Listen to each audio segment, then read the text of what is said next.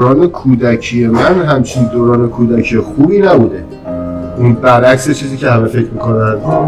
من تو رفاه بزرگ شدم، تو آسایش و پول بزرگ شدم. نه، وقتی رفتم ایران مادرم شوهر داشت، شوهرش از من خوشش نمیومد، نمیخواست من دور و بر باشم. پدرم هم که زندان بود یه چند سالی دربدری، همایون مصداق که یه چند سالی رو دربدری کشیدم. چند تا کوچه پایین‌تر از خونه مادرم داشتن خونه میساختن.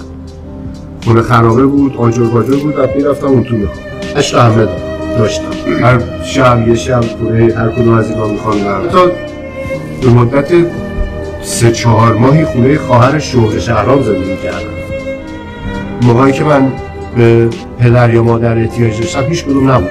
یک دفعه نشده با پدر یا مادرم یه سینما برم. دلیلی که به بچه‌ها میرسم اینقدر میرسم به خاطر اینکه این احساسی که من تو بچگی یا تو